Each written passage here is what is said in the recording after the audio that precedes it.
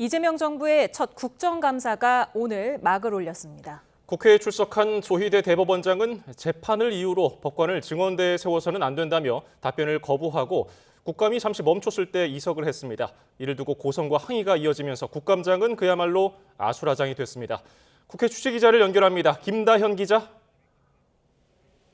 네, 국회입니다. 네, 법사위 국감 진행 상황 자세히 정리해 주실까요?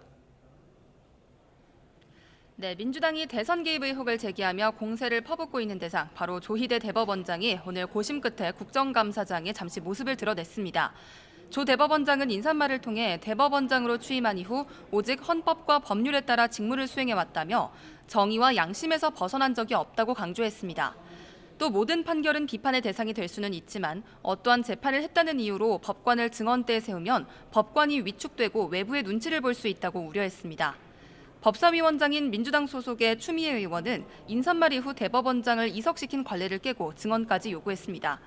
조 대법원장은 진행 중인 재판과 관련해 해명할 수 없다며 증언을 거부했지만 민주당은 침묵하는 조 대법원장을 향해 질의를 쏟아냈습니다.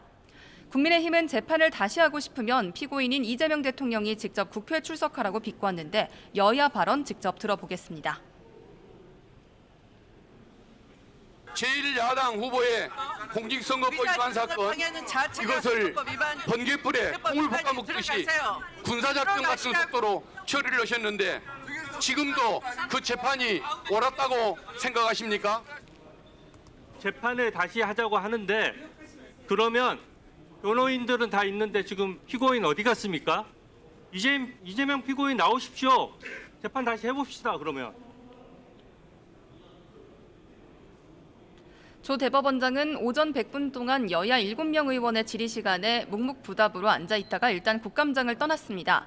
필요한 부분은 마무리 발언을 할 때 답변하겠다고 밝혔는데 관례대로 국감이 끝날 때쯤 다시 돌아올 것으로 보입니다. 이런 가운데 국민의힘은 김건희 특검 수사를 받다 숨진 양평군 소속 공무원 사건과 관련해 공세를 퍼부었습니다.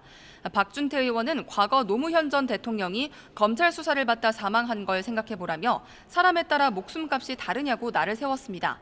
민중기 특검이 국회에 나와서 사과하라고 말했는데 민주당은 고인의 사망을 특검 수사 방패막이로 이용하고 있다며 정치 공세를 삼가라고 촉구했습니다. 다른 상임위 상황은 어떻습니까?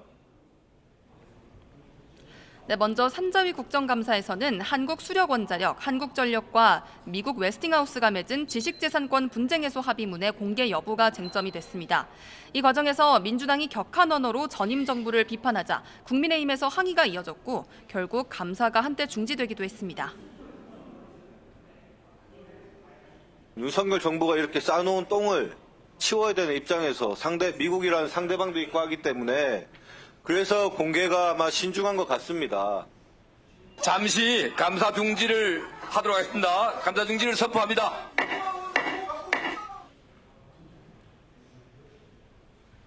또 외통위에서는 캄보디아에서 발생한 한국인 납치 사건에 대한 질의가 이어졌습니다. 국민의힘 송원석 원내대표는 조현 외교부 장관이 사건을 처음 보고받은 시점을 정확히 기억하지 못한다고 말하자 국민의 안전과 관련한 사항인데 언제 보고했는지도 모르냐고 따져 물었습니다. 정무위 소속 여야 의원들은 한 목소리로 대책 마련을 촉구했습니다. 일부 의원들은 군사적 조치를 검토해야 한다거나 캄보디아에 투입된 4천억 원 이상의 공적 개발 원조를 철회해야 한다고 주장하기도 했습니다. 지금까지 국회에서 전해드렸습니다.